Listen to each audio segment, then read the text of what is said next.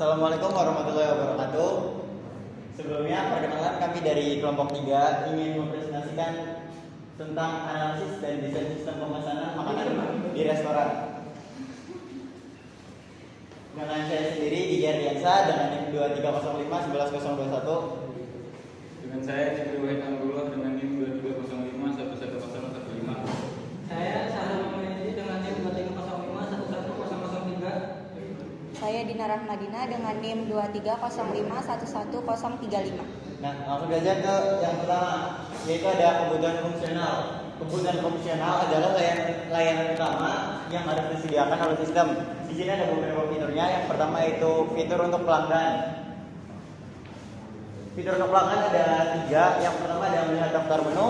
Pelanggan dapat menelusuri menu, makanan dan minuman lengkap dengan deskripsi dan harga. Yang kedua ada melakukan pemesanan. Pelanggan memilih makanan, menentukan jumlah dan mengirim pesanan ke sistem. Yang ketiga ada melihat status pesanan. Pelanggan memantau status diproses, disiapkan atau selesai. Kebutuhan fungsional. Fitur untuk admin. Manajemen menu. Admin dapat menambahkan, mengedit atau menghapus daftar menu. Keduanya ada laporan pemesanan. Admin melihat riwayat transaksi dan laporan data pemesanan. Fitur yang ketiga itu ada fitur tambahan. Melakukan pembayaran, mendukung berbagai metode, tunai, transfer bank, e-money, e-wallet.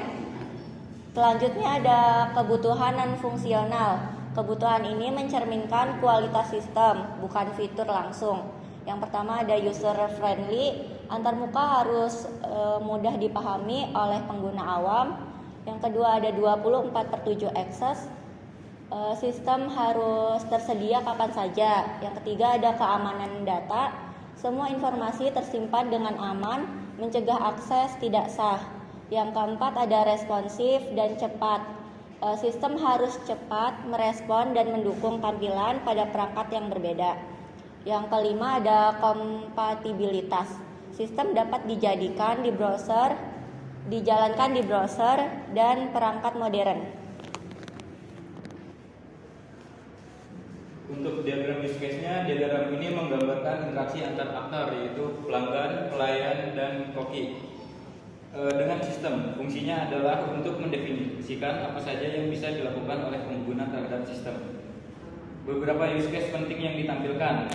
Pelanggan dapat melihat menu, memesan makanan atau minuman, dan makan.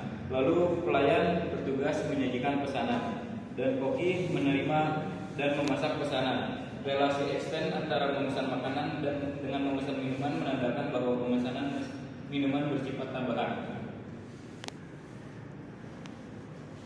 Lalu untuk diagram kelasnya, diagram ini menggambarkan struktur statis dari sistem, termasuk kelas-kelas utama beserta atribut dan metode yang dimiliki. Kelas-kelas pentingnya ada pelanggan, pesanan, menu, pelayan, item pesanan, dan koki. Diagram menunjukkan relasi antara entitas seperti asosiasi antara pesanan dan item pesanan, serta pesanan dengan pelanggan. Lalu masing-masing kelas memiliki atribut dan operasi atau metode yang relevan dengan perannya dalam sistem. Untuk diagram sekuensinya, yaitu diagram ini menjelaskan alur interaktif antara objek dalam skenario waktu nyata, terutama pada proses pemesanan. Dimulai dari pelanggan yang meminta daftar menu, selanjutnya sistem merespon dengan menampilkan menu. Pelanggan memesan makanan atau minuman, lalu sistem mencatat dan mengkonfirmasi pesanan. Selanjutnya pelayan mengirim detail ke koki. Koki memulai memasak dan sistem memperbarui status secara bertahap hingga makanan siap diantar ke meja. Setelahnya pelanggan mengkonfirmasi penerimaan, melanjutkan pembayaran, dan sistem mengeluarkan stok pembayaran. Selanjutnya arsitektur sistem.